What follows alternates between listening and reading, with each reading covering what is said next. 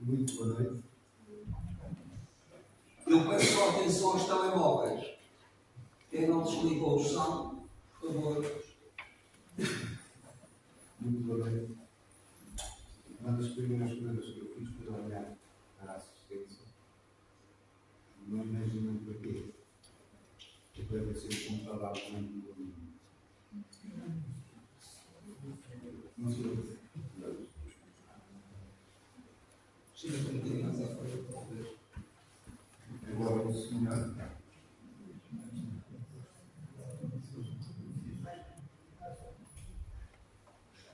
Eu estava a dizer que passei algum tempo a olhar para a assistência a ver se encontrava algum aqui do aluno. É sempre algo que já há muito coisa. Acho que encontrei dois ali. Só dois. E não sabia. Só dois, mas é quando basta. Obrigado. Não se deve começar assim. Não se deve começar por uma coisa de alguma medida do que eu acho que nos deu. Nem se deve começar a subir as expectativas que o meu lado fez. Porque depois é muito complicado. É muito complicado dar prazer para demorar problemas. E é muito complicado estar à altura das expectativas, não é? É mesmo difícil. Bem,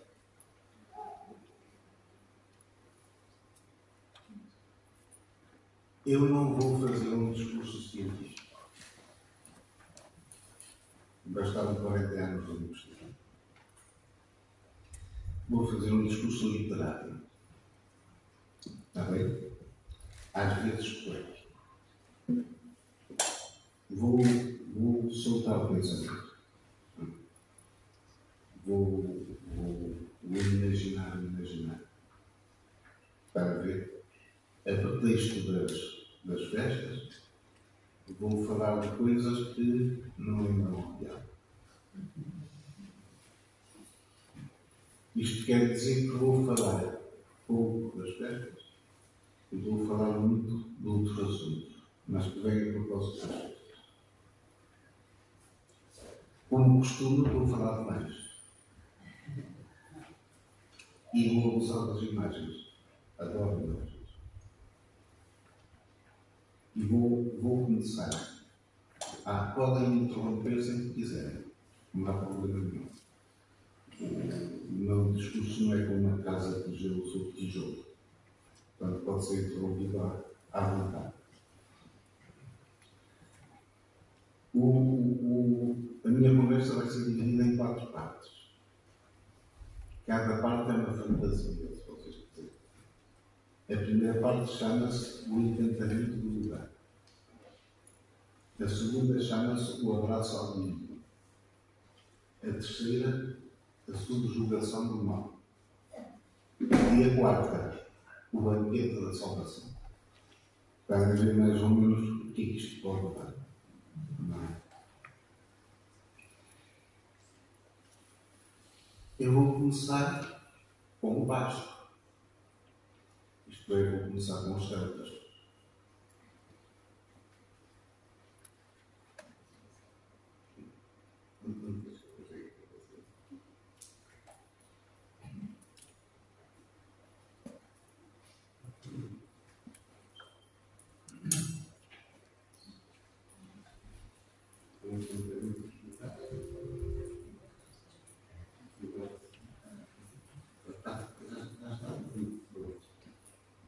Com os celtas.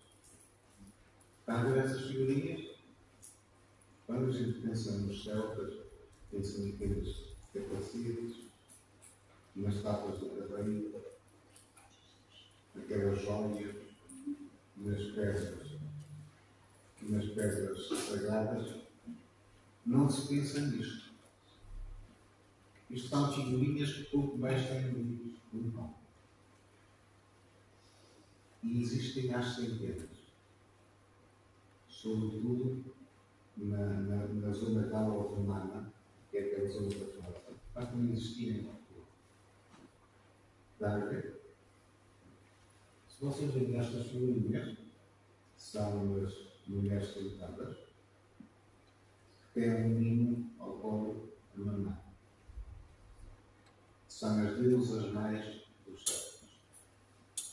Também chamadas matas. Está a ver? Há centenas de coisas. Podes passar para outra vez. Às vezes aparecem três juntas. Não estão a ver ali. Chamam-se as matas. Às vezes não aparecem com o bebê, aparecem a oferecer coisas. Pão, fruta. Às vezes aparecem com uma espécie de bolas, com cereais. Estas deusas mais eram feitas já baratas, por aquilo tempo para os celtas, porque eram feitas em série. Os celtas tinham aprendido com os fenícios a fazer as coisas em série e usavam isso que vocês veem do outro lado. Já que eles tinham moldes e faziam estas estatuetas em série. Como está a ver? Não se fala muito, se calhar, acrescentavam lugar. As pessoas gostam de falar de guerra. Por que eu falo disto? Porque os celtas utilizavam estas estatuetas com um intuito. Era para fazer promessas ou era para agradecer. E colocavam-nas nos altares, colocavam-nas nos fundos e colocavam-nas nas fontes. Sobretudo nas fontes. É engraçado. Está a ver? Como vocês estão a ver, sou bom a descompressar. Depois o que é que isto vem para as festas, não é? Nas fontes. Porque os celtas são conhecidos por adorar a natureza. Eles tinham particular devoção pelas árvores, por exemplo, agora, por comer, por montes e por cursos de água e fontes.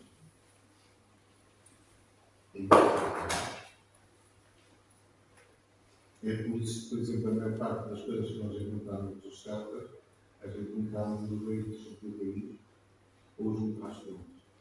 E depois juntos ficaram ali.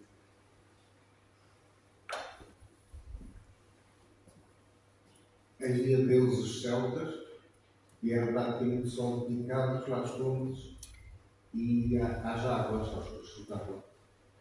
Por exemplo, a Naiva. A Naiva era uma deusa dos cursos de água, da fertilidade também. E, por exemplo, o nome dela está na fonte de Nico, em Braga. É ela que deu, por exemplo, o nome ao Rio Neiva, ou o nome ao Rio Naiva na Galiza, ou o nome ao Rio Navão, perto de Tomar.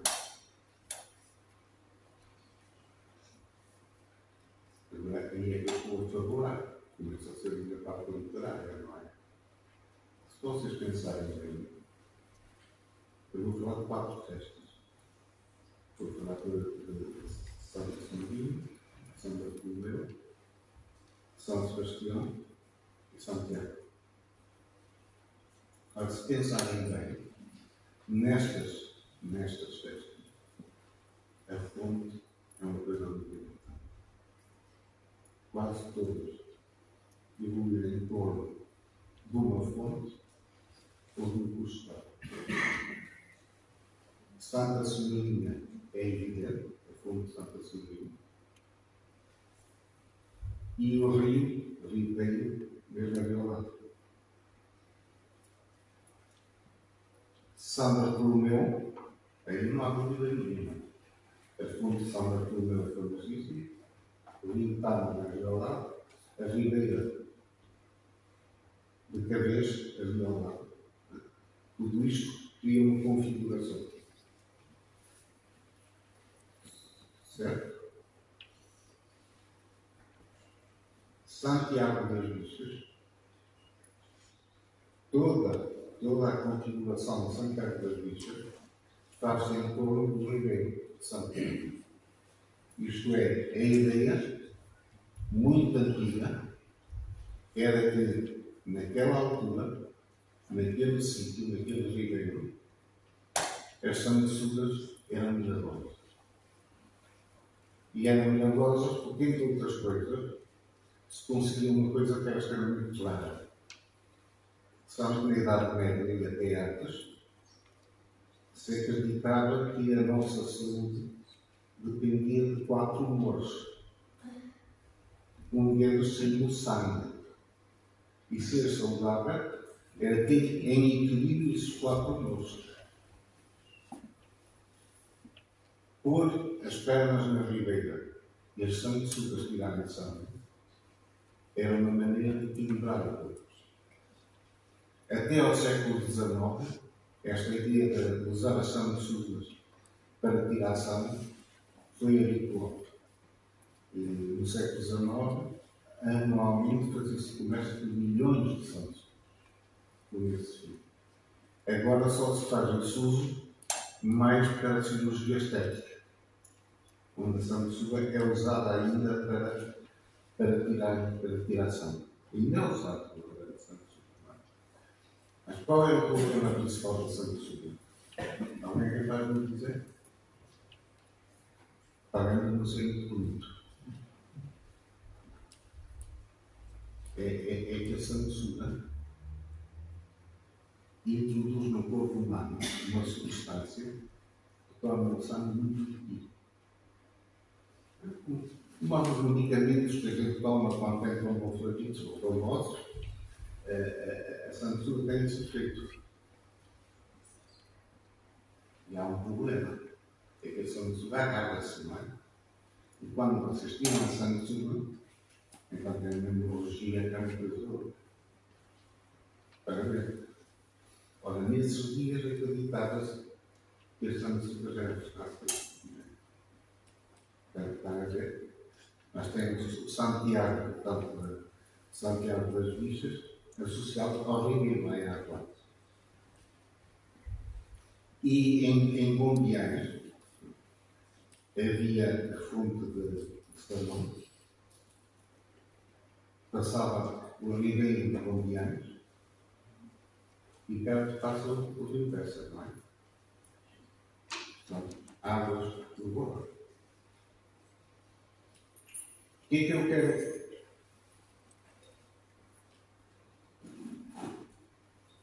O que é que eu quero dizer com isto? É que estas festas nasceram em sítios onde já se havia culto daqueles lugares. Antes de haver a Santa Cerimônia de São Bartolomeu, já os povos anteriores faziam culto àqueles lugares, àquelas fontes, àqueles ribeiros. Não sei se estão a perceber. Portanto, essas festas são festas que têm a ver com algo que já existia no lugar. E aqui é muito importante que eu vou dizer agora. São festas que não são fáceis de conceber em muitos sítios. São Bartolomeu de Cabez é uma festa que só faz sentido ali em Cabez. Santiago das Bichas é uma festa que só faz sentido ali. Santa Seminha só faz sentido ali, onde está a fonte, onde passa o rio e onde a Santa viveu.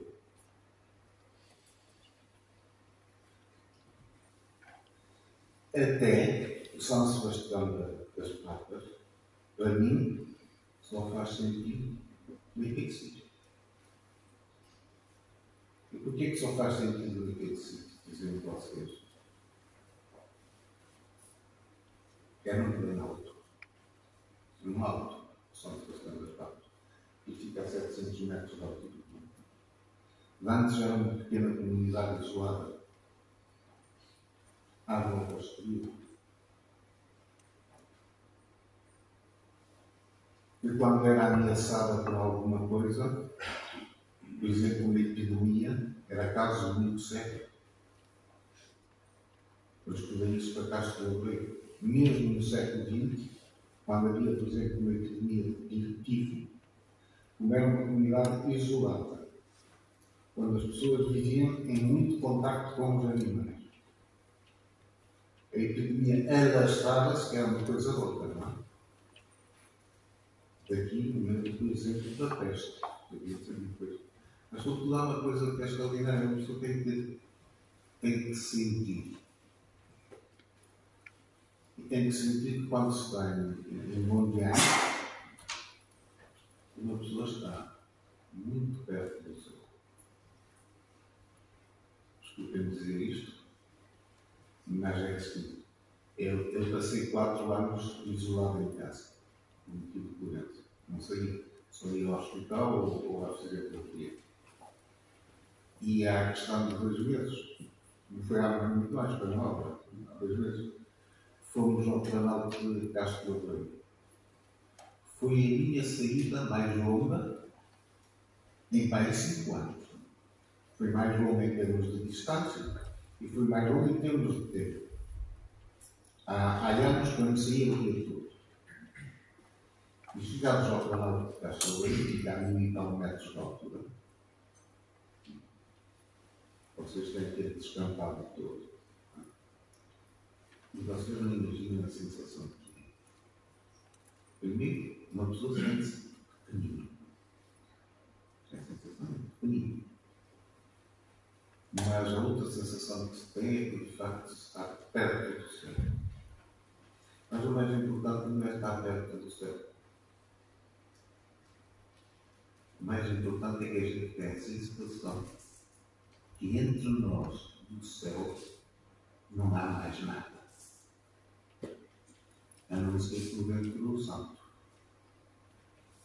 Vocês estão a compreender o que eu quero dizer. Entre nós e o céu não há mais nada. E nesse aspecto, bombeários, são as questões das papas, só existe ali como há outras festas que só existem nos outros lugares. Não é? Por exemplo, São João d'Arc. É difícil conceber São João d'Arc é um sítio. Ou Santo Antônio de Missões da Serra. Ou a Senhora da Peneda. Ou a Senhora da Mão de Coronel de Castro do Abreu. São festas muito difíceis de conceber fora do contexto. Eu preciso de apontamentos, porque eu estou velho e as coisas já não vão continuar. E eu não tinha esquecido de nada.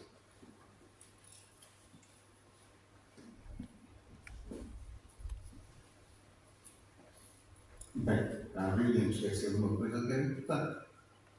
Perceberam o que eu quis dizer, não é? Estou interessado absolutamente de vez. Não dá para pensar sem a fonte, sem o limitado, sem a fonte, sem a capelinha do outro lado. E o facto de ser um espaço de transição entre o mínimo e tais montes e um sítio de contas onde à fronteira caem 3 ou 4 conselhos. Eu estou a dizer que as festas, estas festas, se prendem, portanto, com a natureza. Uma natureza que é encantada. Agora vou chamar também a atenção para outra coisa. Os milagres que estão por trás dessas festas são milagres com coisas extremamente naturais, extremamente vulgares. Santa Senhorinha fez milagres com milagres. Mandou calar a rás e a rás desapareceu. Rás. Com farinha. Era um tempo de fome e ela conseguiu fazer uma quantidade enorme de farinha aparecer na igreja do convento.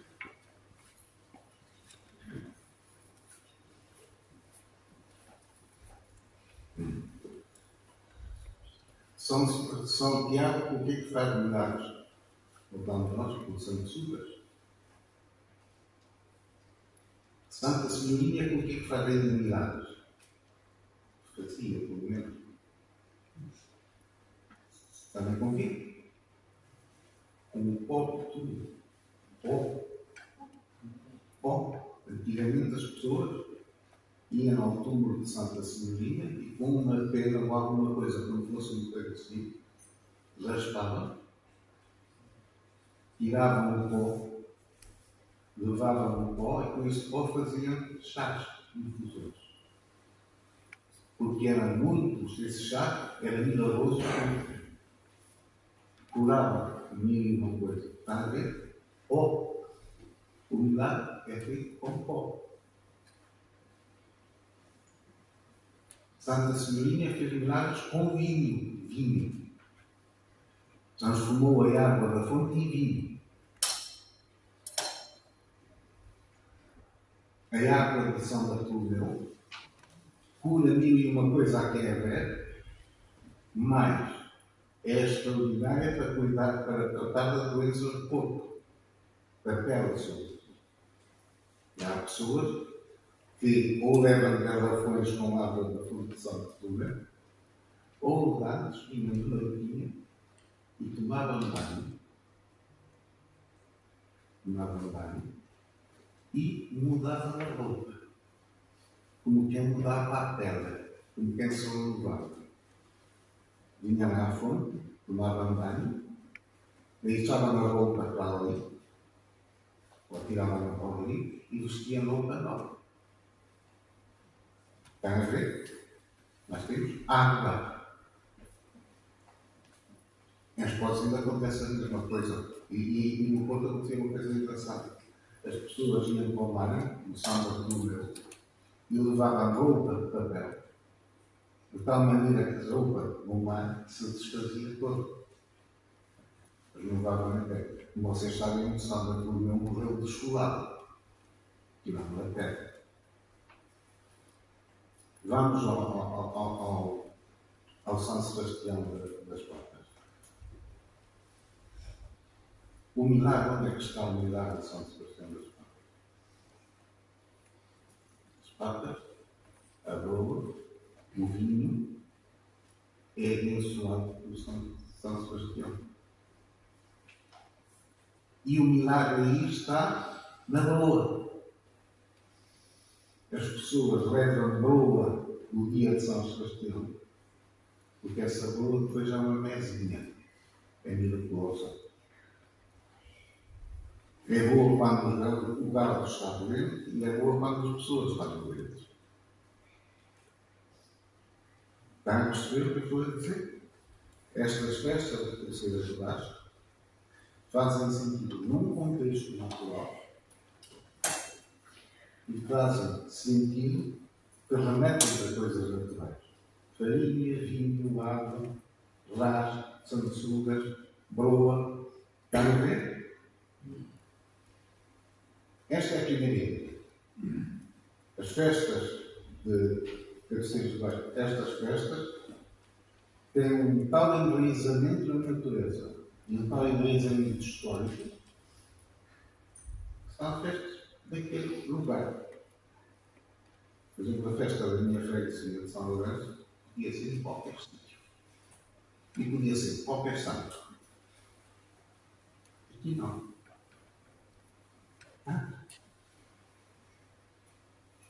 Passemos para a segunda fantasia. O abraço ao ouvido. Está bem?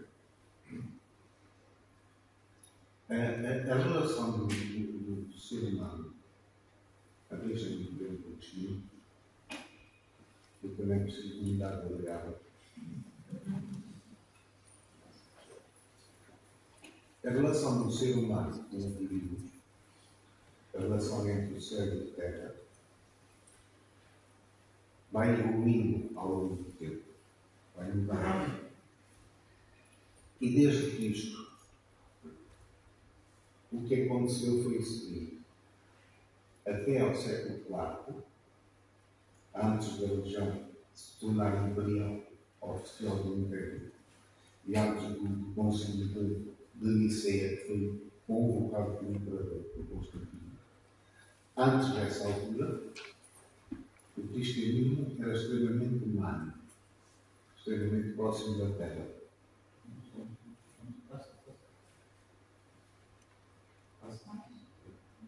Isso, aí está. O extremamente humano. Cristo, por exemplo, aparecia sobretudo com a imagem do bom pastor.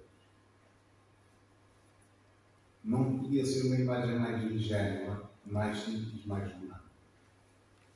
Cristo, com a ovelha que foi buscar, que foi resgatada por vestido à romana, sem barba,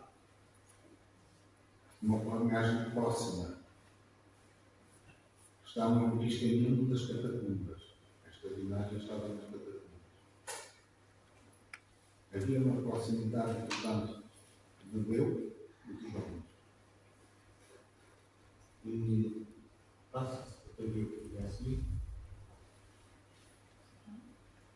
passados alguns séculos, poucos séculos, a distância aumentou.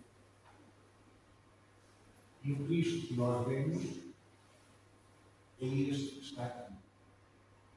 Aquele Cristo pastor, cantado agora do dia, transformou-se no Papa ao Papa. Cristo é majestade. No trono, um olhar fito e hierárquico, abençoar, um juiz. Está a ver? Ao lado dele é os imperadores, diz o juiz para o imperador se curva. É um Deus distante. É um Deus que nos vigia. Como podemos dizer, é um Deus que esta imagem de Deus, Cristo, aparecia normalmente nas cúpulas, nas absidas, isto é, no topo das igrejas. Longe. Estava num sítio onde podia ver tudo. Isto é, o cristão, quando entrava na igreja, a primeira coisa, a sensação que tinha era que estava a ser visto por Deus. Estava a ser analisado por Deus. E com este olhar que atravessa tudo, não podia ocultar nada a Deus. Está a ver? Na cruz, o Cristo era o chamado Cristo triunfante. Isto é, quem é a imagem, era um Cristo que está numa posição impossível. Não dá para estar assim. Não dá. Numa posição completamente rígida, com as pernas retas, os braços retos, olhar em frente, muitas vezes com uma coroa de poder, com um ar severo. O Cristo que está na cruz e que não tem o mínimo sinal de Deus. Está a ver? É o protótipo do Cristo que venceu o outro e venceu o outro. O Cristo nada mais. Longe de ser humano. Vamos ver o que se passa com a Virgem Maria. Está a ver? Seguinte. Em poucos séculos, a imagem de Cristo passou de ser uma imagem próxima do humano a uma imagem distante e desumana. Deixa eu ver o que é assim, que eu não sei. Vocês têm o divino a afastar-se do humano. E depois chegam por volta do ano 1000, a curva inflete. Isto é, atingindo o máximo de distância, o céu e o índio começam a aproximar-se do ponto. Está a ver?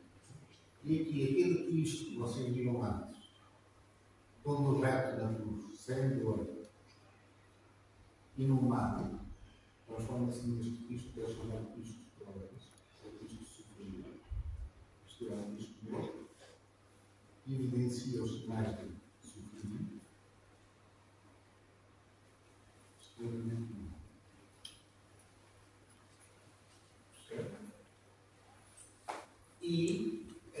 imagem de Cristo desce até ficar rente ao chão. Vem a seguir, o Cristo morto está rente ao chão. E as personagens que estão ali, Maria, Madalena e Juliana, em vez de estar em paz das serenas, está cheias de emoções, cheias de humanidade. Está a ver aquela situação de desespero que vem daquelas figuras? Aqui é extremamente.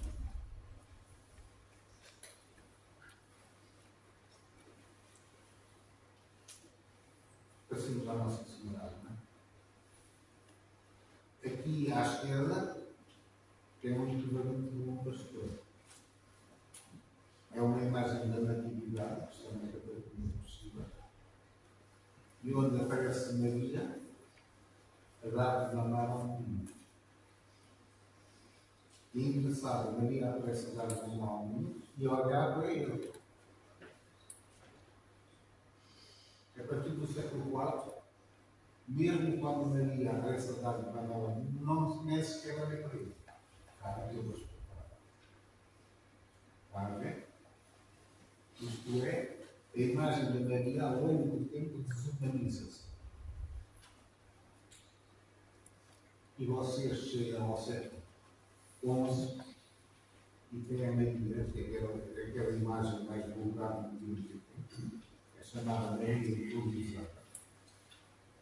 Ou Maria em majestade, ou sedenta sentada. O que é? É uma Maria que está hierárquica, rígida, olhar em frente, a sair do trono ao menino Jesus. Os braços dela nem sequer tocam no menino. Está a ver? Nem sequer tocam no menino. Isto é, não podia haver imagem mais desumana do mundo. Nesta altura, o céu estava muito longe da terra. Percebem isto? É engraçado que é fácil. Eu não fiz isso. A gente vai estudar nestas imagens, são assim todas. E vai ver que isto foi evoluído. Andadamente, estas imagens de amigas já tocam com o braço no isso. Depois toca no lado. Depois protege. Depois começa a retirar o mundo. Andava no momento, o menino está a dar beijinhos ou a acariciar nele, e andava no momento que nós temos a Virgem do Leite.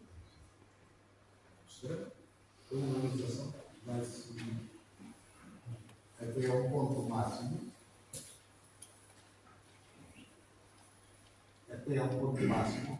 que é a piedade. Não há imagem mais homogênea de Maria de Cristo que a piedade. Vocês já têm a imagem de uma piedade muito anterior a Piedade.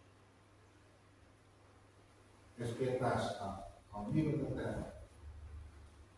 São imagens que têm muito mais. Percebem o que eu estou a dizer? Portanto, ao longo de 14 séculos, a relação entre o céu e a terra, entre o humano e o divino, fez mais ou menos esta beleza.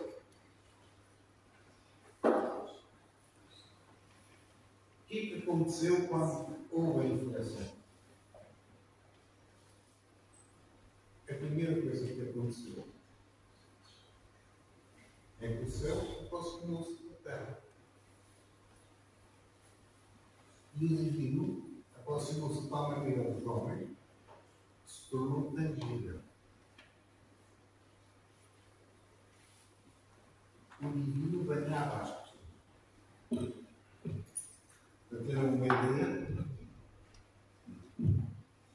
terem uma ideia, vocês sabem onde é que está a gótica? Está a ver a luz que entra pelos espirituais? Naquele tempo associava-se a luz ao divino, não é? Aquela luz chegava a uma luz de um colorido especial e as pessoas da igreja estavam como se estivessem banhadas com o divino.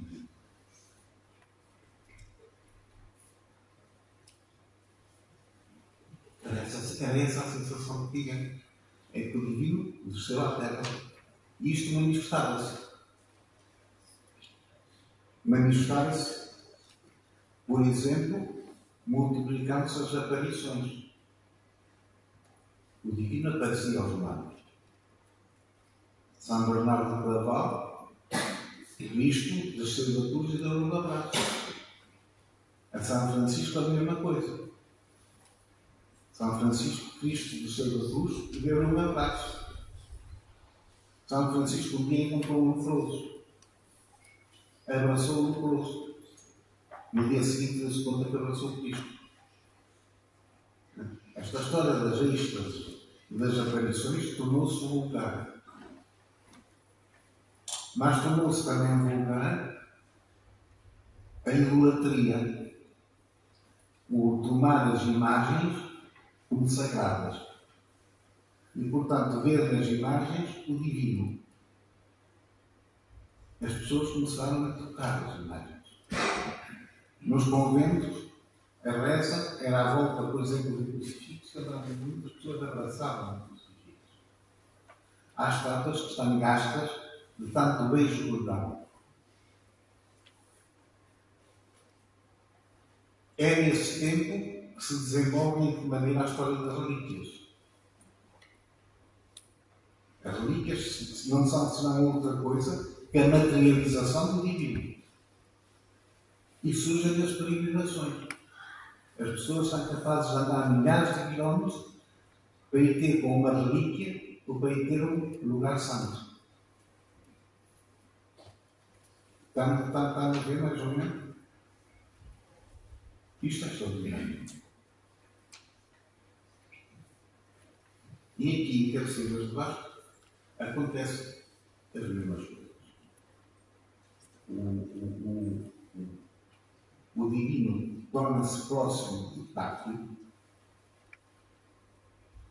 Por exemplo, em São Bartolomeu, pega-se na imagem do santo e dá-se uma marretada com ele à pessoa.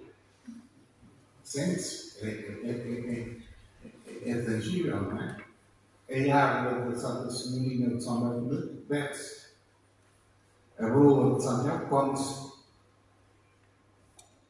As sanguessugas do Ribeiro de Santiago sentem-se.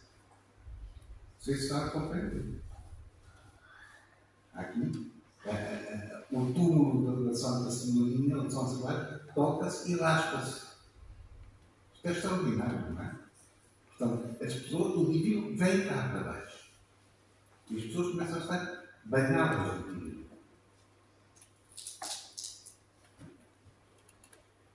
Tanto, que a santidade desenvolve-se que é uma coisa louca. Pensem bem o que isto quer dizer. Por volta do ano 1000, um bocadinho mais, Cabeceiras de Baixo conseguiu ter 3 santos da mesma família. Santa Bolinha, Santa Senhorinha e Santo Jorge. E, andando um pouco até a Europa, o primo, ou tio, não sei, às vezes é tio, às vezes é tio, o tio de Santa Senhorina, é o São Gonçalo. É o mesmo mais poderoso santo da família. Numa família vocês têm 4 santos. Santos locais, de proximidade. Isto é extraordinário. Isto não tem a ver só com a curva. Tem a ver também com uma outra coisa, que é a influência do cristianismo visigótico. O cristianismo visigótico enxertou-se no cristianismo católico. E o cristianismo visigótico já tinha esta afeição da cristã e esta afeição das relíquias. Tanto que esta história de santos de família já era comum no cristianismo visigótico. Só vou 2 exemplos. São Frutuoso tinha 2 santos que também eram santos, 2 irmãos que também eram santos. São Frutuoso era aqui da zona. São Julião que era mais da zona da Catalunha, também tinha 2 irmãos que eram santos. Portanto, esta história de santidades de família com a ancoragem do pão era vulgar naquele tempo. Com uma particularidade que vocês não imaginam agora, mas que é importante. Quem canonizava os santos naquele tempo era o bispo, não era o Papa. Os santos eram canonizados localmente. Santa Senhorinha foi canonizada 100 e tal anos depois de morrer e foi canonizada pelo bispo de Braga daquela altura. Portanto, para ver, o divino, a santidade, toca-se, sente-se, apalpa-se. E as festas de Cacilhos são prova disso. Bem, passamos ao lado de cheio da fantasia.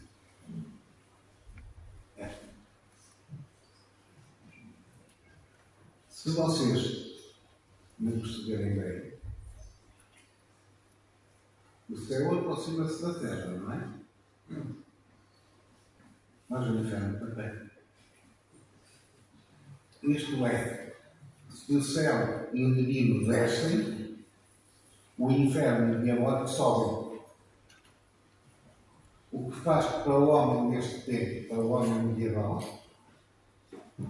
havia tanta presença do divino como havia tanta presença de Deus. O diabo estava por todos os lados. As imagens do inferno eram terríveis.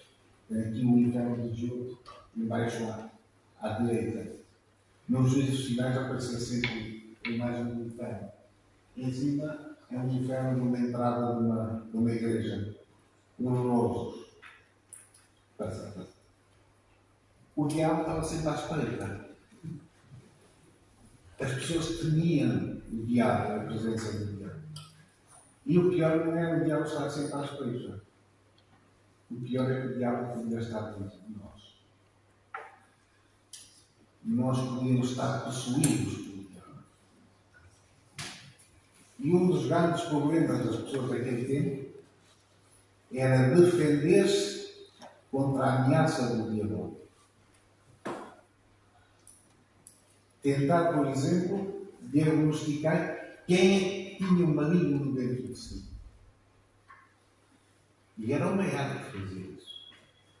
É verdade que quem tinha mais um maligno dentro de si do que quem era os portugueses. É conhecido. É conhecido. E que é engraçado é o seguinte: é que para se proteger do maligno, do diabo, que estava por todo o lado, tinha 1000 artes de tentar as pessoas faziam coisas que nem sequer o diabo lembrava. Extraordinário. Eu vou contar uma.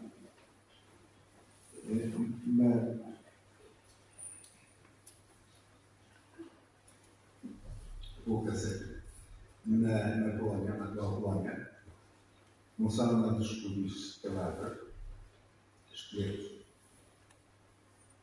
que tinham uma forquilha na garganta. Cravos que espetavam à terra, no tombo, e as pernas partidas. Está a ver, não é? Pessoas, cadáveres, que tinham a forquilha posta na garganta, cravados no peito e com as pernas partidas. Sabem o que é? Isto nem sequer é com o diabo, não é? As pessoas que vinham das bruxas, vinham do vampiro, vinham tudo o que pudesse estar associado ao demoníaco, não é? E uma das coisas que realmente vinham eram os vampiros. E suspeitavam das pessoas que podiam ser vampiros. Ou porque nasciam sem um dedo, ou por outra coisa qualquer. Suspeitavam que alguém era um vampiro. Está a ver? Ora, quando esse vampiro morresse, ia para o cemitério, E acontecia com todos os banquetes. Anda, saía de tudo e vinha morder os vinhos e vinha vampirizar o crente. Agora já estava a compreender para que é a forquilha na garganta, para que é que são os peitos no tronco e porque é que ele parte nas pernas. Para impedir que ele saia do cemitério. Está a ver? É extraordinário. Ora, se o diabo, se o inferno, se o inimigo estava por todo lado e era um valor para as pessoas, cabeceiras soube proteger-se. Soube proteger-se porque encontrou como padroeiro os santos, como se diz, mais indefestos ao diabo. Os santos mais poderosos contra o diabo estavam aqui em Deus. Sabem quais são os santos mais poderosos contra o diabo? São Miguel, São Pedro, São Bartolomeu. Não brinquemos. Depois Santiago, também é famoso como exorcista, não tanto, mas também dá a sua mãozinha. E Santa Senhorinha também. Não sei se vocês sabem, mas Santa Senhorinha andava muito cansada sempre. Sabem porquê? Andava cansada de curar tanto enfermo e de expulsar tanto demónio. Mas não expulsava o demónio como São Bento. São Bento, como estão a ver ali, expulsava o demónio já para lá, do lado esquerdo, ou à bofetada, do lado direito. Santa Senhorinha não. Santa Senhorinha estava a dar um toquezinho, que é coisa de ser embora. Mas está a ver. E de facto, São Bartolomeu de Caveiro é provavelmente um dos grandes santuários de exorcista desde há muito tempo e ainda agora.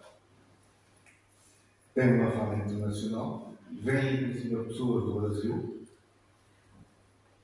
como vêm denominadas normalmente vêm trazidas, do modo que mostra aí a operação, vêm trazidas, não é? Entram naquela capela que está lá ao lado, o caseiro lá da porta, aquela capela branca. E o ritual é, de facto, pegar uma imagem de São Bartolomeu, pegar com ela na cabeça da pessoa e começa na retada, portanto, pode andar. Então, está a ver? Portanto, aqui, em Cabeceiras, como os santos que aqui têm, o demónio desse nome.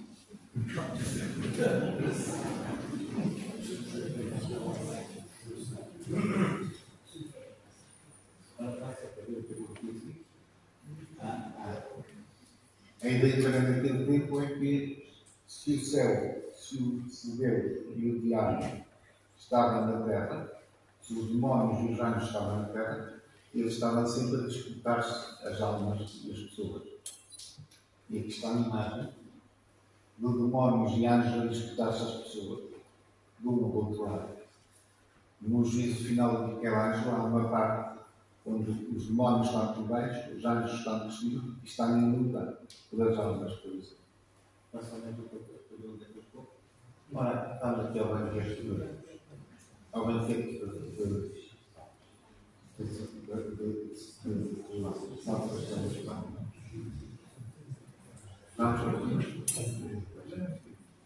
de vocês ainda não estão fartos de música? Eu vou falar aqui. Olha o filho agora.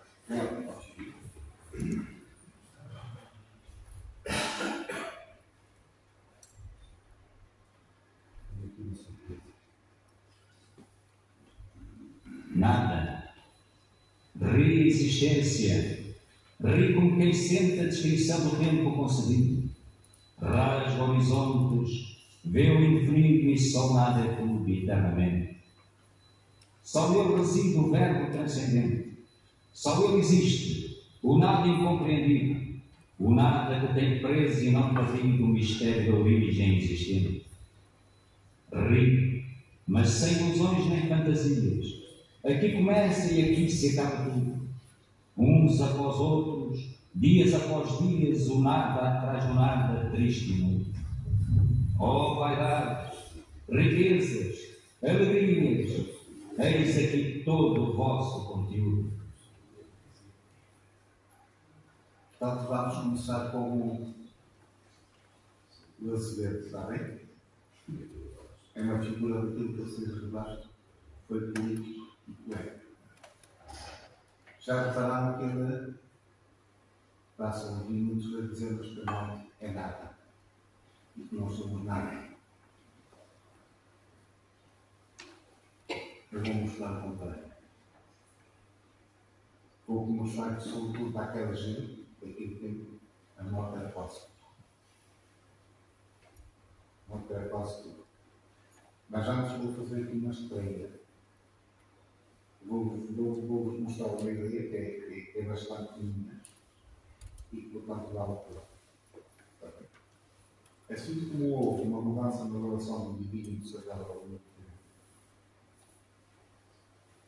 tempo, desde mais ou menos o ano 1000 até ao ano 1000, ao século XVI, 1500 e tal, observa-se uma mudança na mentalidade, no imaginário e na arte.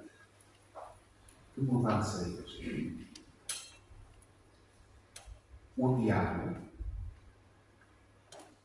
perde cada vez mais o seu mundo e a morte ganha cada vez mais o seu mundo.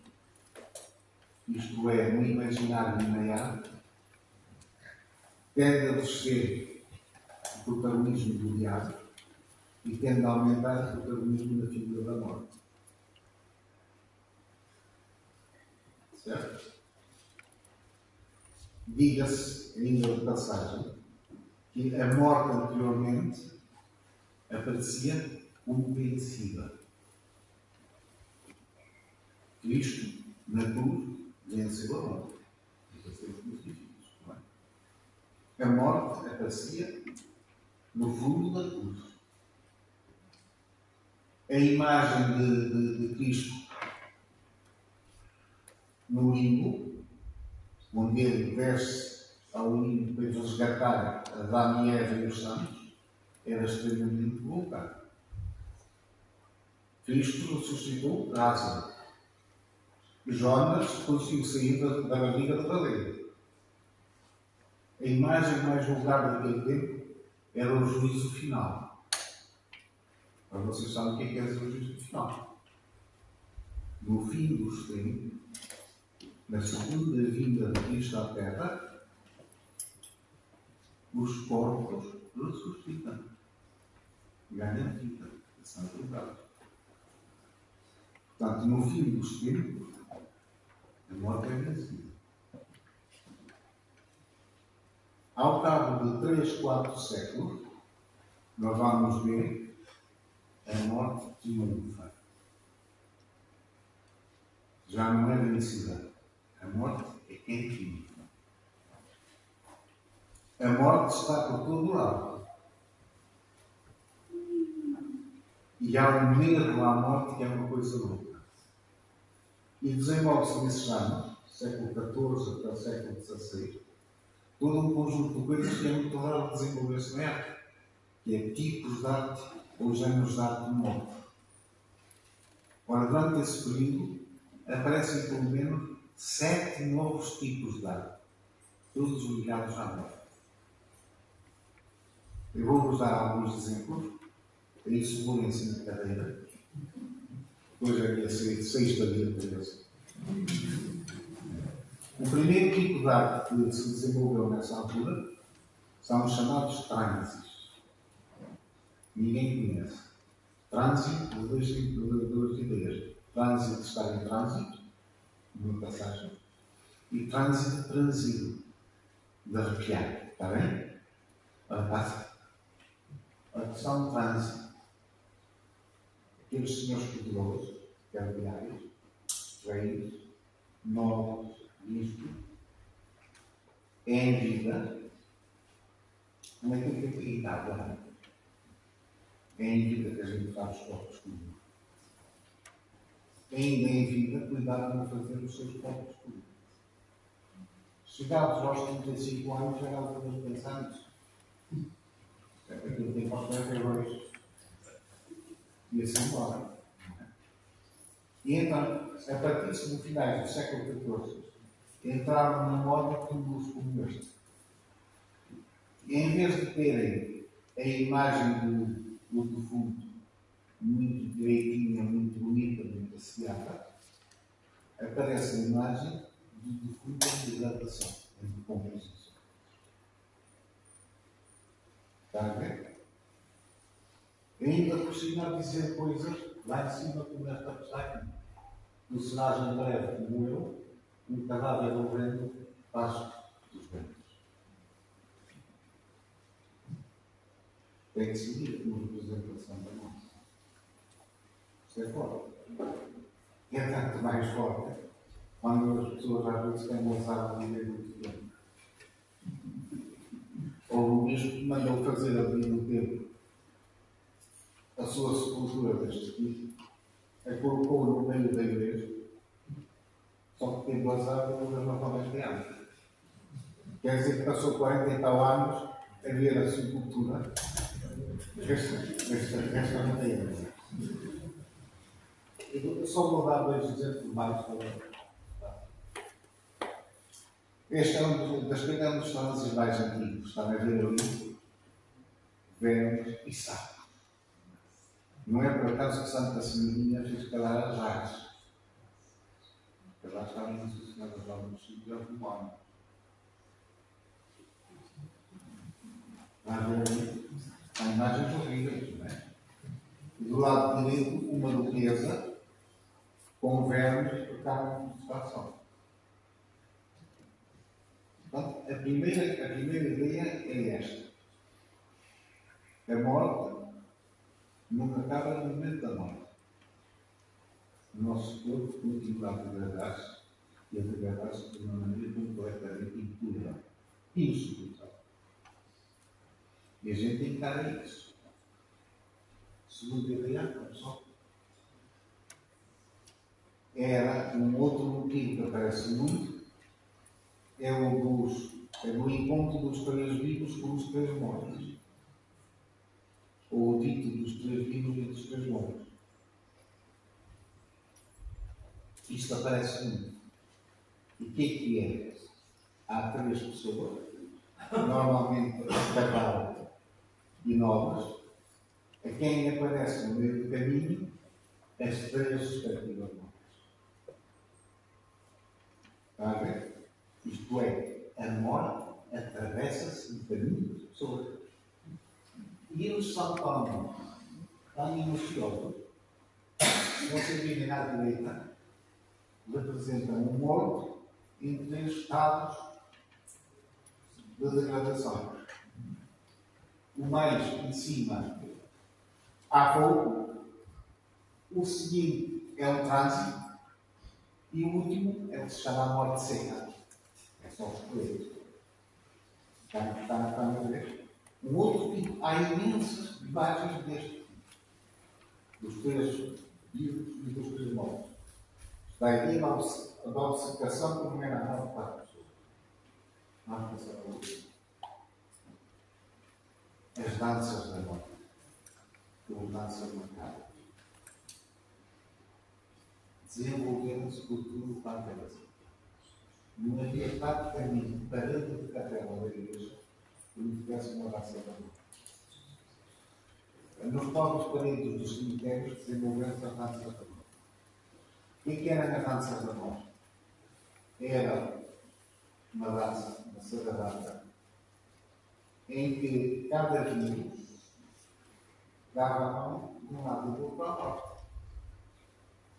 Está a ver? E não havia ninguém que pudesse mandar a morte. O imperador, o rei, o Zimbido, Peixeira, tudo dava a morte. Isto quer dizer uma coisa muito interessante.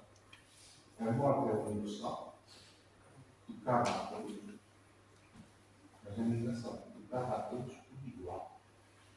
A morte nunca fazia diferença. Mas só que aqui uma diferença com a morte recebeu. É que quando a dança não era em círculo, isto é, quando não se fechava, no princípio, a pessoa que estava no princípio só dava a mão a um morto. E a pessoa que estava no fim só dava a mão a um morto. Quem é que vocês imaginam que estava no princípio e no fim? O Papa. E a criança.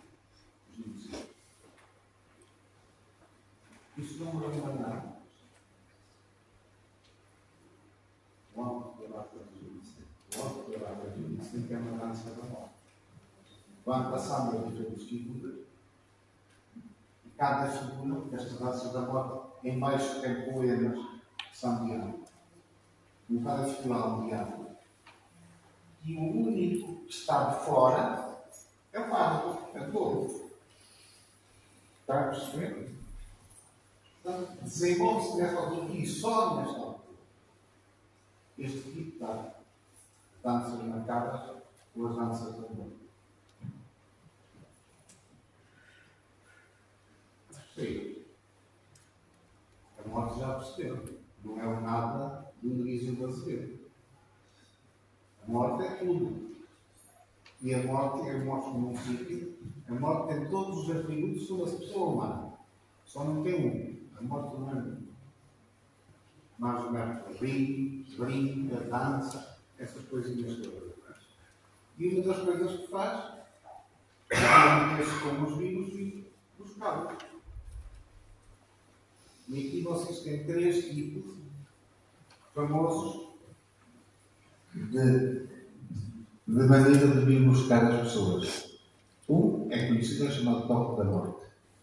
Só que não falei. O segundo é o beijo da morte. Nos cemitérios por essa Europa fora, há 1001 esculturas com o beijo da morte. E o terceiro é o assédio da morte. Também nos cemitérios vocês vão encontrar muitas esculturas onde a morte leva à força as pessoas de uma maneira ativa. A morte é uma personagem viva que não está só lá, faz parte deste mundo. Certo? Vamos começar a ver o espelho da morte. Aí há uma figura que também existe imenso. E quem consiste o espelho da morte? Uma pessoa diz ao espelho e, em vez de ver a imagem de estar própria da Eva, vê a imagem do outro.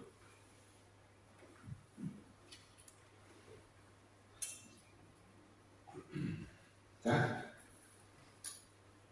Isto é muito vulgar, até a tatuagem agora com isto. Mas a ideia é esta: a morte anuncia-se.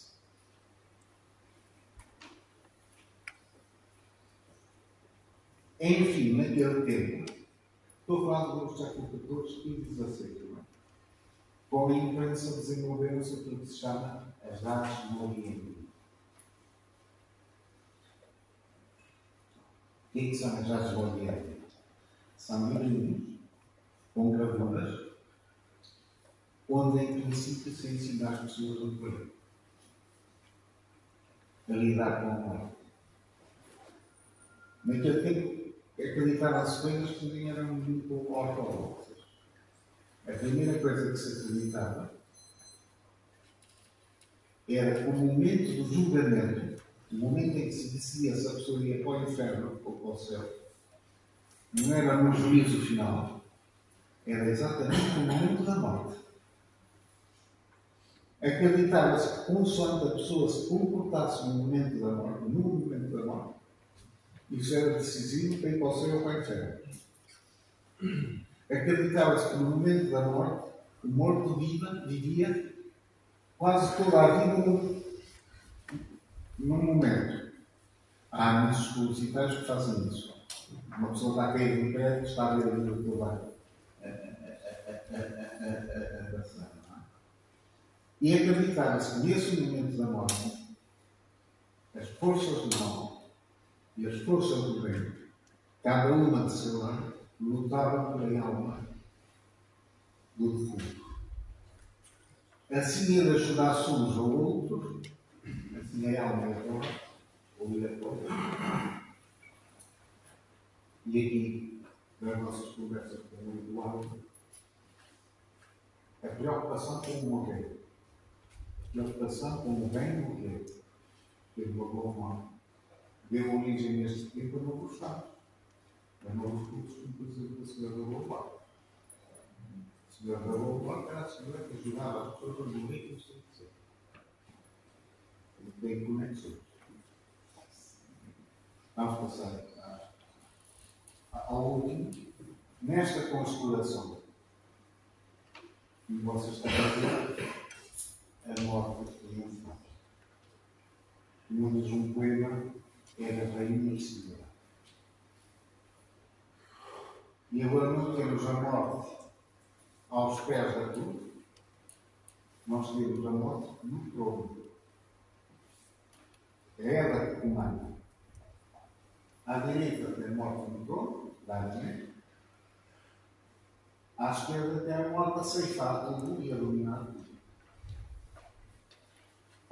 Eu não passei, mas há um quadro do Google que é fantástico, que se chama Triunfo da Morte, onde vocês têm uma enciclopédia das vitórias da morte. É uma coisa horrível, mas ali a morte triunfa de tudo. Certo?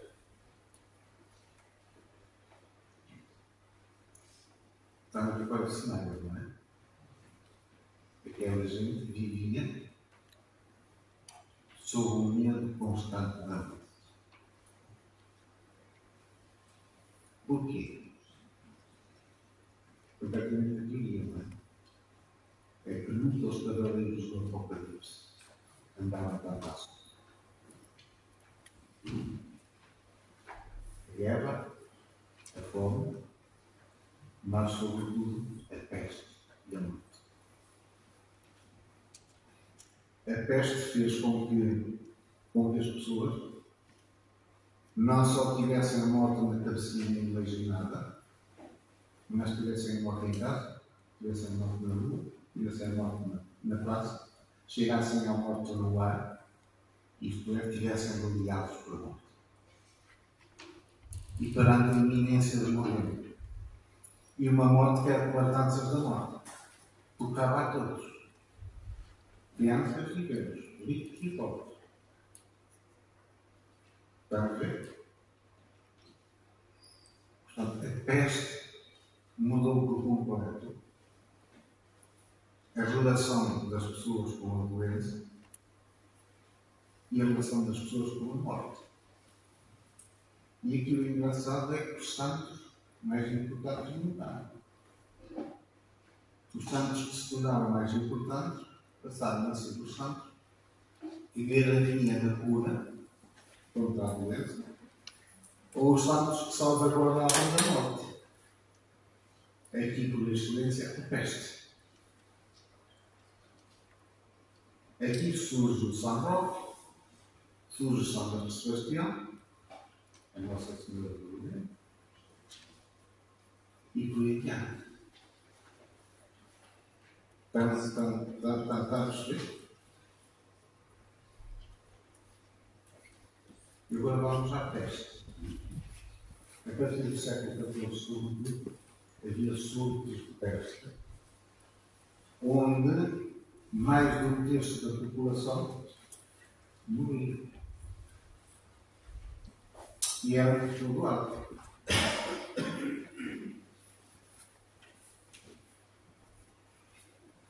Isto é, peste era já só muito sério.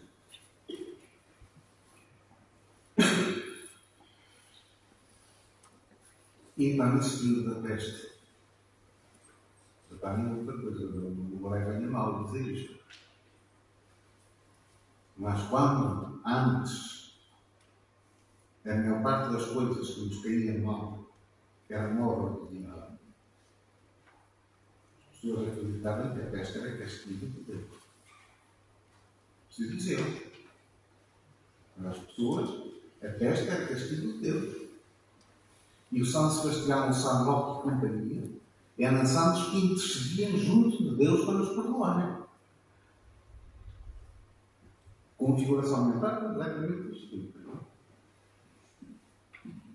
E é que surgem muitos padroeiros e muitos milagres e muitos casos como o de São Sebastião das Patas.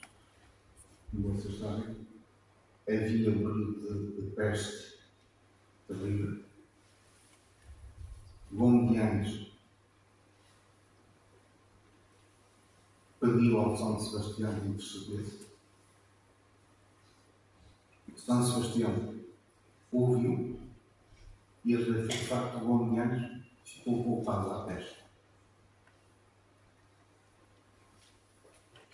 Ficar poupado à peste em tempos de peste era um milagre. E como era um milagre, era preciso agir em consequência.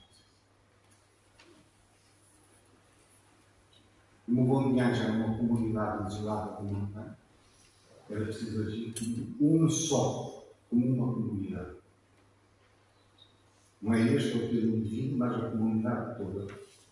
E Longuianos devia agir como uma comunidade toda.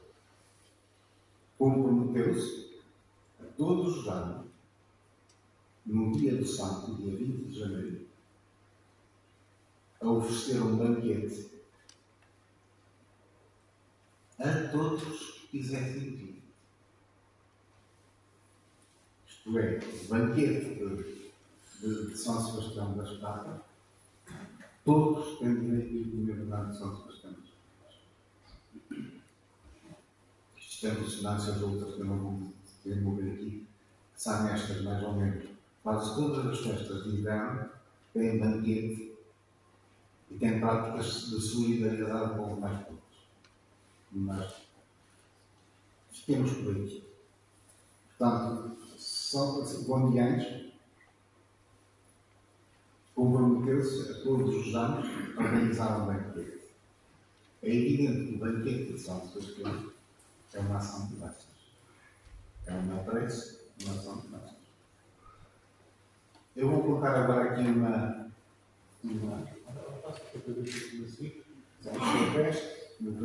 ali está o São Sebastião lá em cima a interceder junto de Deus pelos da peste, está a ver? Lá no alto, está o São Sebastião com Deus. E agora está a sair, como são coisas muito. Eu vou falar da minha terra só um pouquinho. Melgaço. Em Melgaço também há uma guerra com a peste que se chama a Língua da Senhora Dourada. Eu sei que aqui em Torres também há a Selva da Senhora Dourada e também há a Capela da Nossa Senhora Dourada. É raro porque ele sai lá uma certa coisa do Cristo. Uma delas é uma albufeira, por sinal. Ora, como é que é a Língua da Senhora Dourada? É precisa. É roubada de 1593. Fim do século XVI foi um ciclo de peste enorme em toda a Europa. O sacristão, conhecido como o Vida-Pipas, que andava sempre alcoolizado, nunca chegava a estar no Senhor, um dia entra na igreja, na capela de meados do século XIII, entra na capela, a Nossa Senhora não estava. Está um menino, todo contristado, por falta da mãe, mas a Nossa Senhora não está. Está aqui uma coisa fora do normal, conta a menina, e à menina levamos dois à capela para ver o fenómeno. Quando chegam lá, a Nossa Senhora está lá. Não há jeito na cara do Vila-Pipas, não é? Mas nos dias seguintes a mesma coisa. Ele chegava de manhã a café, nada de Nossa Senhora. Chegava à noitinha, lá estava a Nossa Senhora. Umas vezes levava o menino, outras vezes não. O Vila-Pipas também foi do caso.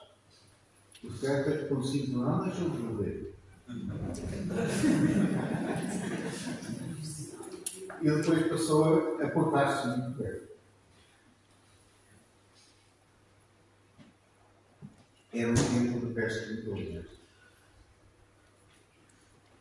Que varria aquelas populações todas. Acontece que a cerca de 18 km da Capela da Cintura, numa freguesia chamada Vila do Mundo, que agora pertence a Monção, o ônibus começou a aparecer uma senhora muito bonita, bem vestida, muito educada, que ensinava a fazer às pessoas a fazer um chazinho com umas ervas e que cuidava das pessoas que estavam doentes da peste.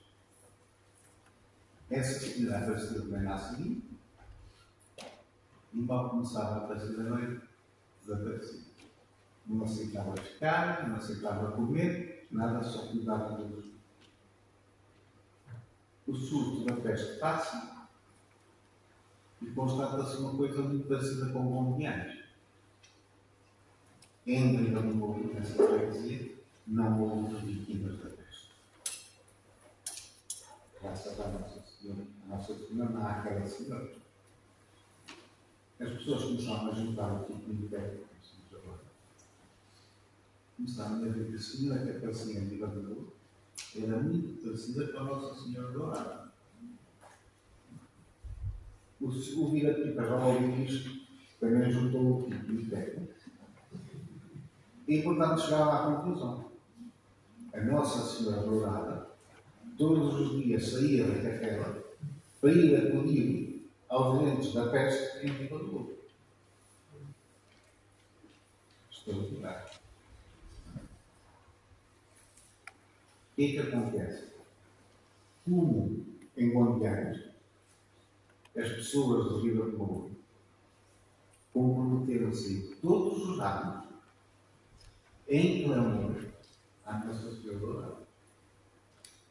Gondianes comprometeu-se a fazer um banquete, a Vila do Mundo comprometeu-se a fazer um clamor. Está ali, do lado direito, as pessoas a clamor. Até 20 km, pelo menos uma pessoa de cada casa ia no clamor. E o que é engraçado é que se isto vem das calendas, ainda em meados do século XX, isto é, em 1950, as pessoas de Vila do Mundo iam a pé em clamor à Nossa Senhora. Cada vez que fosse também. Ora, em termos de substância, o clamor e o banquete são equivalentes. São sacrifícios, são compromissos que se fazem para agradecer ao santo e para permanecer nas suas boas graças. Certo? O banquete tem coisas parecidas com o clamor e tem coisas diferentes.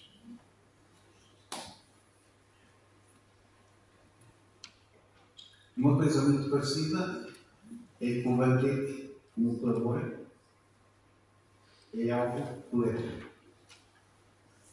É comunitário. No banquete de São Sebastião, nós não temos indivíduos nem uma soma de indivíduos. Nós temos um corpo coletivo. Assim como na procissão de Nossa Senhora dos Remédios, nós não temos este que vai caber e aquele que vai caber. Temos a procissão. Assim como na manifestação política, nós não temos este, aquele, outro, temos uma manifestação. A malta nova que está aqui, num concerto de rock, nós não temos este, aquele, nós temos aquela malta toda. Está a ver? Temos um coletivo. que no caso do São Sebastião das Patas é uma comunidade. É a forma mais profunda de ser coletivo humano. Nós estamos perante uma comunidade. Segundo aspecto, estamos perante uma comunidade num ato que é cósmico. O banquete de São Sebastião é um sítio onde a comunidade humana entra em profundo contacto, em profunda interação com a natureza comum. Sentados rente ao chão, a beber produtos do mundo, do vinho, a comer produtos do mundo.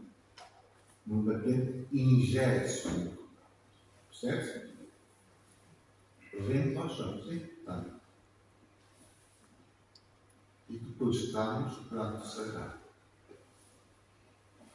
O banquete é das formas humanas mais importantes de consagração.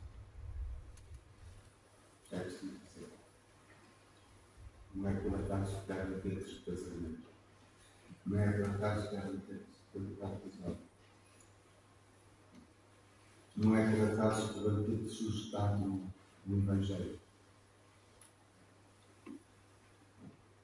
O banquete remete-nos para o religioso, para o sagrado. E isto é tanto mais. Reparem, Santiago das Patas não se toma qualquer coisa. Come-se patas, pão e vinho. Se alguém é religioso, sabe o que eu quero dizer quando eu digo pão e vinho.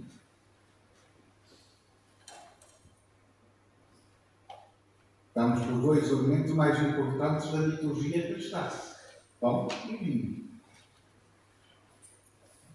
Que no São Sebastião das Patas não são qualquer coisa. São bênçãos. O Santo Datas saía cá da fora da procissão. Primeiro já não faz, mas andava no momento ateava-se e andava por meio da multidão que queria tocar a tal tangibilidade que eu falei do divino. E depois passava pela casa das patas, a casa do santo, e vencia necessariamente a comida que lá se estava a fazer. O que quer dizer que as pessoas em seguida iam comer comida abençoada. Se era muita comida para a gente que havia, a vara era pequena, como vocês sabem.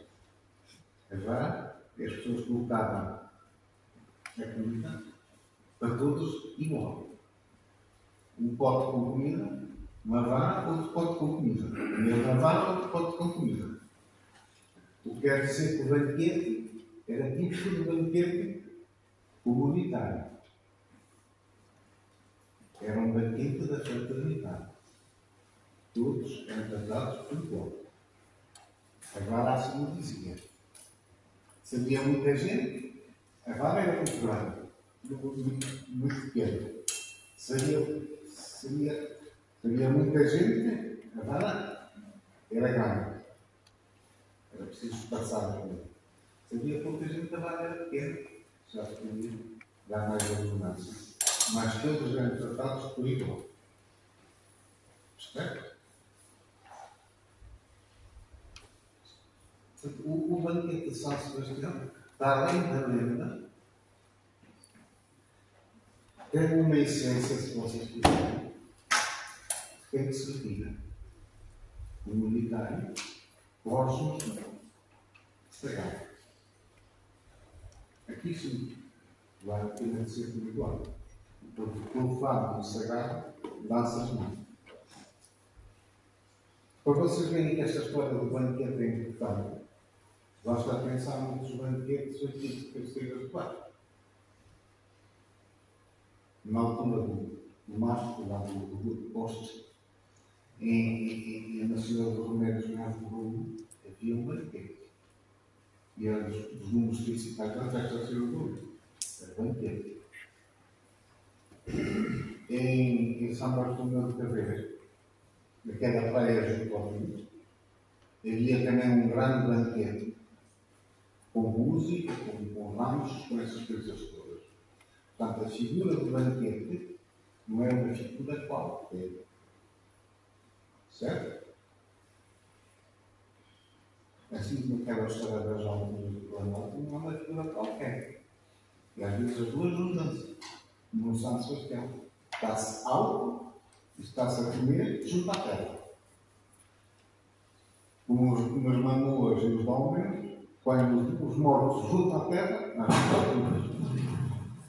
Está a ver?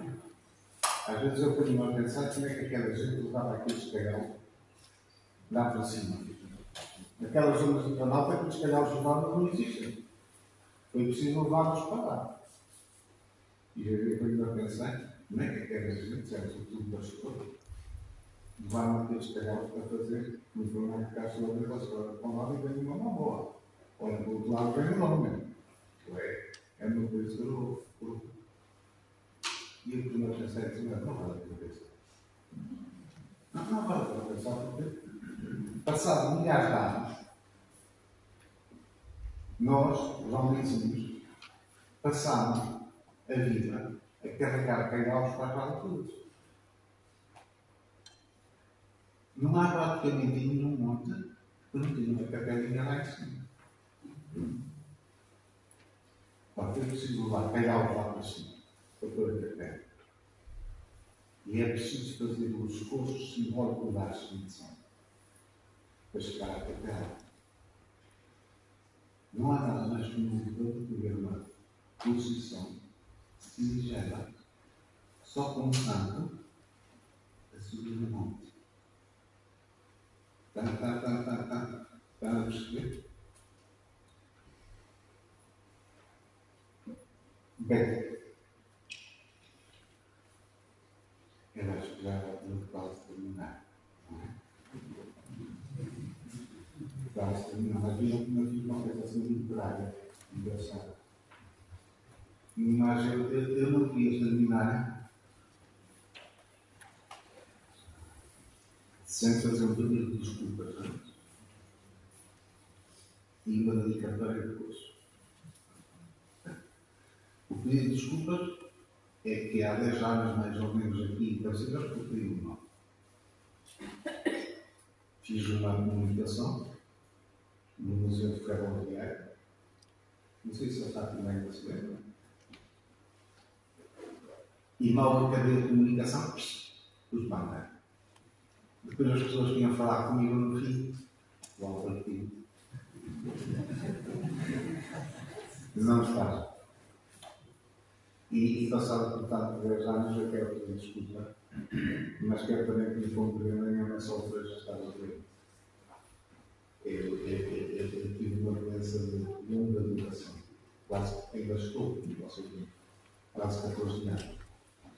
E nessa outra terceira gesta já começava, já tinha 4 anos de doença, e estava a sentir mal. E vinha com o meu filho e fomos embora. Mas não se faz. Não se faz uma comunicação. As pessoas querem fazer perguntas do que é que tem no fim e a pessoa não está. Portanto, aproveito para te desculpar a cabeceiras desta vez. E queria dedicar esta comunicação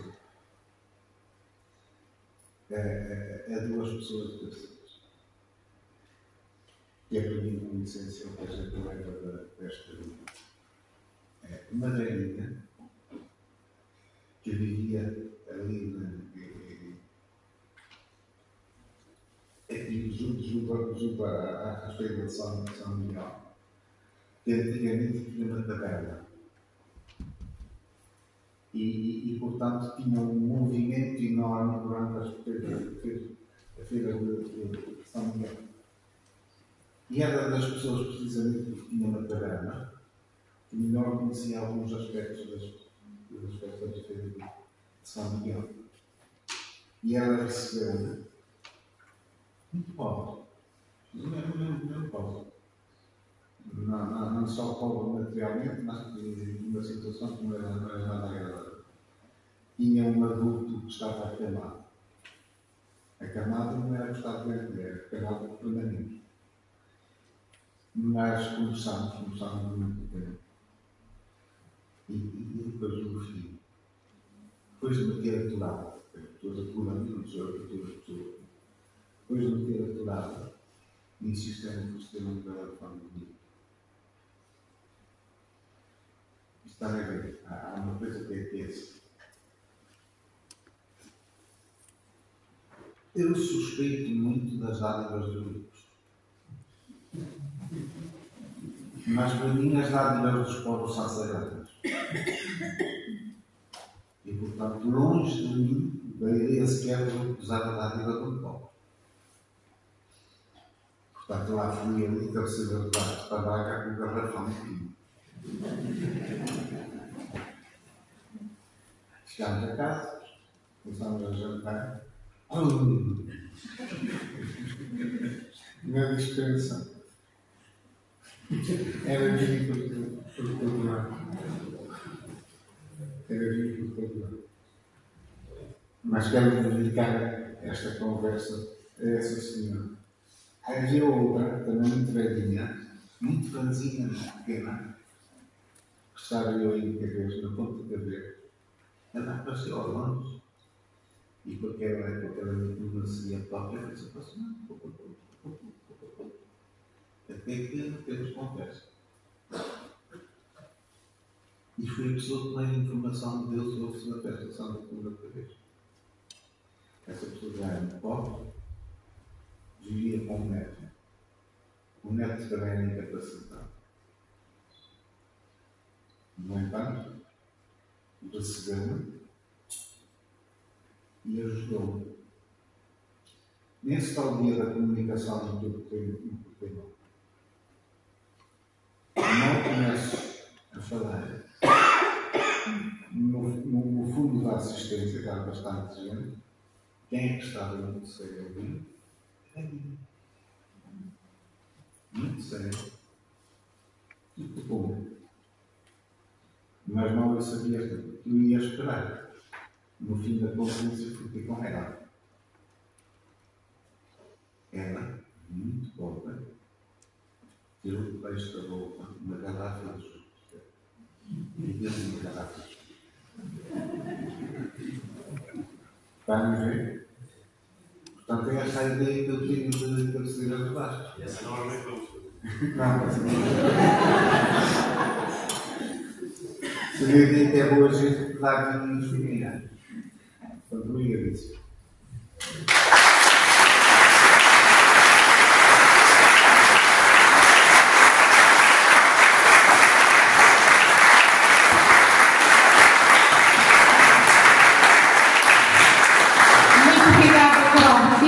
É um grande gosto sempre ouvi-lo e vai usar a palavra o Sr. Presidente da Câmara.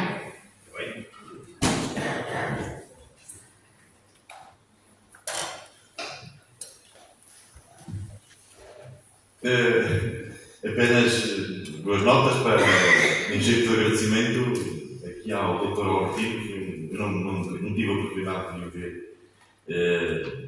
nem de o conhecer.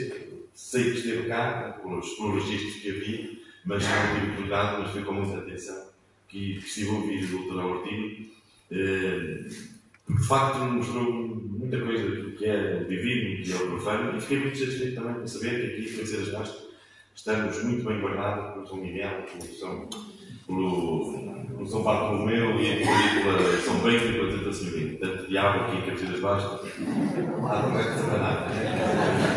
Então estamos bem guardados. Queria agradecer ao Dr. Albertino pela excelente intervenção que fez aqui e, claro, ao nosso quase cabeceirense, o Dr. Eduardo Pires Oliveira, que é um habitué nestas andanças, frequenta aqui a Casa do Tempo no nosso conceito muitas vezes e que nos tem ajudado também muito nestas áreas das palestras dedicadas à Santa Senhoria, à Senhora do Romério, que tem feito um trabalho também importante e tem ajudado. Ajudou-nos também, no caso concreto da Senhora do Romério, património material de Portugal, e portanto foi um trabalho muito bem feito, realizado pelo por gente de Barulho, com a sua colaboração. E é sempre bem-vindo aqui a Cabeceiras de Basto, naturalmente, assim como o Dr. Ortigo. Estaremos prontos também para ouvir aqui algumas das suas intervenções que devem ser interessantíssimas, não só nesta área, como noutras. Foi um prazer ouvir. Gostava de cumprimentar o Sr. Vereador, a Sra. Vereadora, os Srs. Presidentes de Junta que estão aqui, nomeadamente Trácia Refojos, o Dr. Benzel, o Sr. Paulo João e o Sr. Paulo Batista também, que hoje tiveram aqui algumas discussões interessantes, ou poderiam ter algumas discussões interessantes sobre o tempo, mas julgo que a hora também já vai alta, e portanto é hora de regressarmos a casa, na companhia de nossos santos, nossos fiados, e queremos também dormir em licença de Deus. A doutora Fátima também e à equipa aqui da Casa do Tempo, muito obrigado mais uma vez por esta excelente organização, e a todos vós também um abraço fraterno e muito obrigado por terem vindo à Casa do Tempo para mais uma intervenção, para mais uma tertúlia também dedicada aqui às nossas festas de festividades, festas de aglomeração. Muito obrigado a todos, bem-aja, bom fim de semana. E um abraço também para todos os camponeses da Rosa que fizeram aqui no início uma grande intervenção e que ajudaram também aqui a animar um bocadinho esta tertúlia. Muito obrigado aos camponeses da Rosa.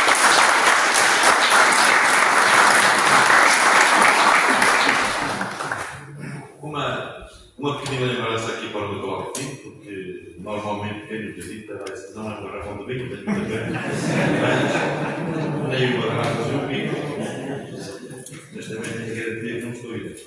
E portanto, vamos abrir, e tem o Dr. que hoje foi aqui.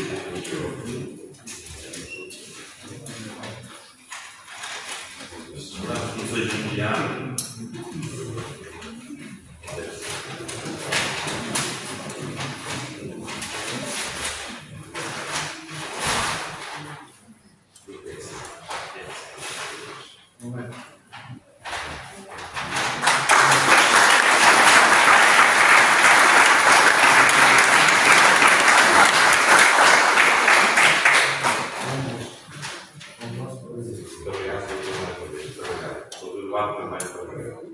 Bom fim de semana a todos.